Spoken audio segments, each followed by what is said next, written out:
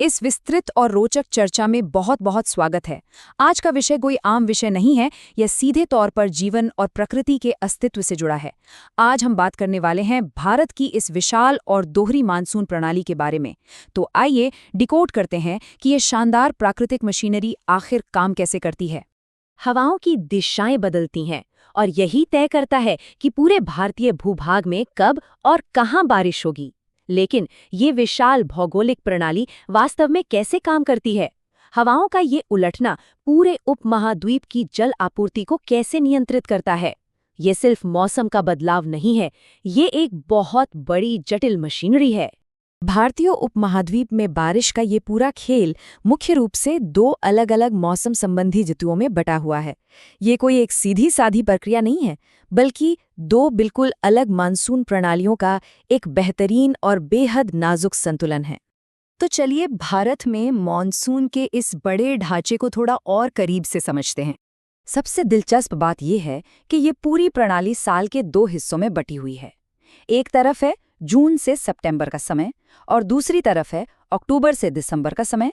इन दोनों ही अवधियों में हवाओं का व्यवहार एक दूसरे के बिल्कुल विपरीत होता है।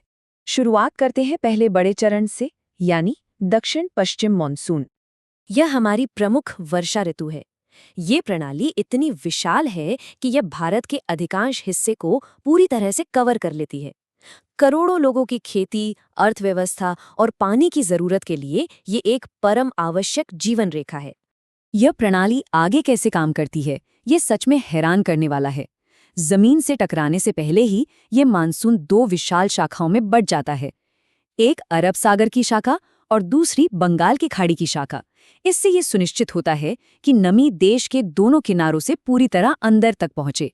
नमी से भारी ये हवाएं समुद्र से उठकर जमीन की ओर तब तक तेजी से बढ़ती हैं जब तक कि उत्तर में मौजूद विशाल हिमालय पर्वत श्रृंखला एक प्राकृतिक दीवार की तरह इनका रास्ता नहीं रोक देती।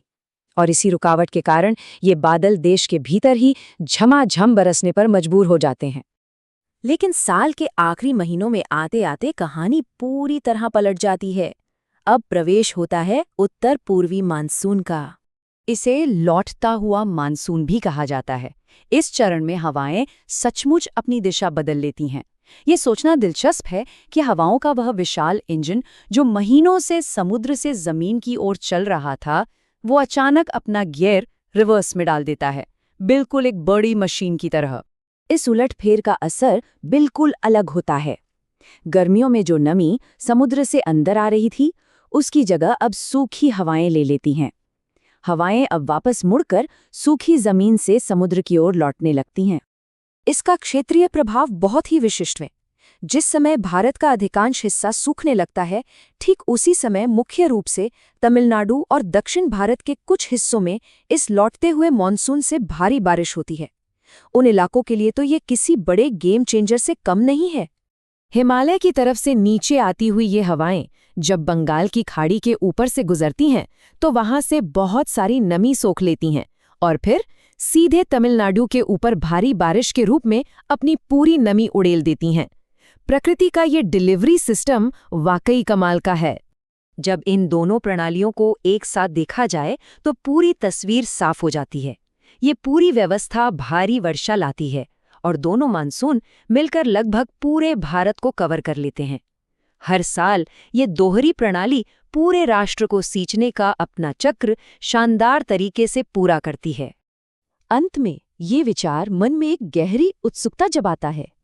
इस उपमहाद्वीप का संपूर्ण जीवन, खेती, अर्थव्यवस्था और नदियां हवाओं के पलटने की इस अचूक टाइमिंग पर किस हद तक निर्भर हैं? ये कल्पना करना ही सिहरन पैदा करता है कि अगर प्रकृति के इस विशाल और सटीक इंजन की टाइमिंग में थोड़ी सी भी चूक हो जाए तो क्या होगा? ये वाकई अपने आप में एक बहुत बड़ा सवाल है।